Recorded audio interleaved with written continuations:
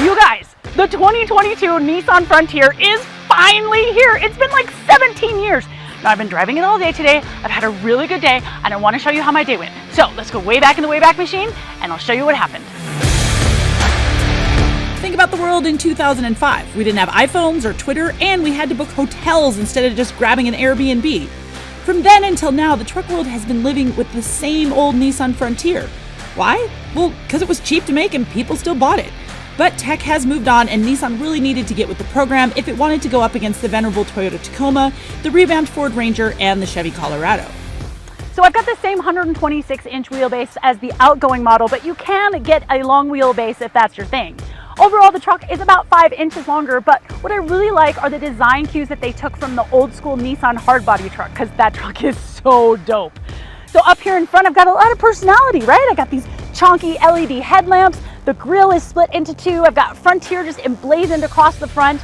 This is the top trim, the Pro 4X, which means I've got these red badges, which with this color of truck, there's not really a lot of contrast, not my favorite thing. And also, you guys, look at this, fake vents. Why? Just make them real, it's not that hard. But overall, this truck looks really, really tough. You'll be able to get the Frontier in a few different trim levels, including the Pro 4X that you see here and the two-wheel drive Pro X. Plus, you can snag a crew or a king cab with a 5 or a 6-foot bed.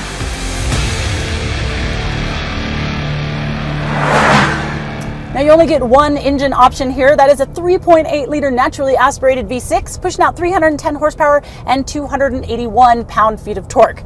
Now for those of you keeping track, yep, that is more power overall than both the Toyota Tacoma and the Chevy Colorado, but it's only more horsepower than the Ford Ranger. The Ranger actually has more torque. And all of that is mated to a 9-speed automatic transmission, and you guys, like, it's really good. I mean, especially if you're coming from a Tacoma with that janky 6-speed automatic, the way everything works in this Frontier is just so much more refined. I mean, I've got plenty of power on tap. The transmission is always in the right gear. Everything is just working as it should. I mean, yeah, like it's a little slow to downshift sometimes, but I really enjoy the driving experience of this. Now, as for handling, I mean, it's gotten a lot better than last year. There's a bigger stabilizer bar in the front, there's a new stabilizer bar in the rear, there's new cab mounts, so there's just less vibration and harshness. It's also much more quiet, both wind noise and road noise, as well as engine noise. But what I like the most about the new Frontier is that it still has old school hydraulic power steering. Now, if you're coming from a truck that's got electric power steering, it's probably gonna feel a little heavy, but you guys, I love it so much because it just feels much more direct. You feel every little thing that's happening on the road. And personally, I like a little bit extra heft in my steering. What can I say? I like to show off my muscles. But if you need a truck, you need a truck, right? The Frontier has a maximum payload rating of 1,610 pounds, beating out the Colorado and the Ranger. However, max tow rating is 6,720 pounds, which is less than those two.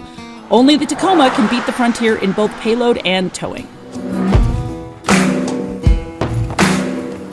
All right, I'm finally back in my happy place, and I am talking about off-road.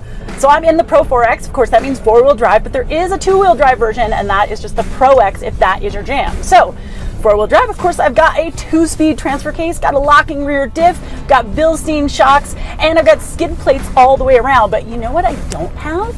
You know what I don't have? I don't have drive modes, and it makes me so happy because I am the one that's in control. I am the one that is controlling the car. The truck is working for me. It's doing what I want. Now, sure, I can shift from the fly from the stick, which is nice, and I can also turn off the traction control, but I really enjoy just having like this pure off-road experience. The Pro 4X boasts a best-in-class approach angle of 32.3 degrees, and it's wearing 31.5-inch Hankook all-terrain tires. Now, those aren't really my favorite, but it's scratching up this just fine and got me through a 9-day off-road rally in Morocco without any flats. So, you know, they're working. But if I were to buy this truck, I think I'd wait till these wear out, and then I would just throw on a set of BFGs or maybe a set of Falcons.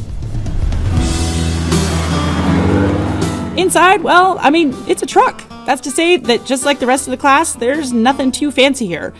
There is a lot of places for small storage, but overall, everything here is pretty utilitarian.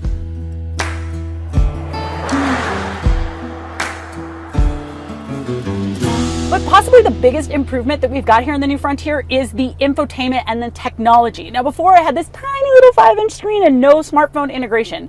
Now I've got a standard 8-inch screen, but in this top Pro 4X we're going a little bit bigger.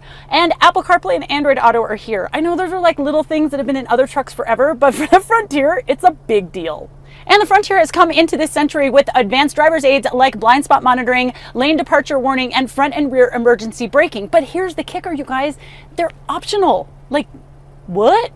I gotta pay $990 for these things? I mean, most of that stuff is standard on the Ranger and the Tacoma.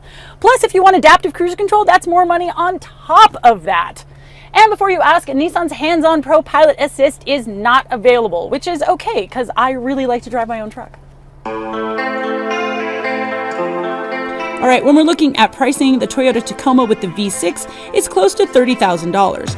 The Ford Ranger starts at about $26,000, while the Chevy Colorado is right around $28,000 with its V6. The Nissan Frontier starts at $28,990, and that includes $1,150 for destination.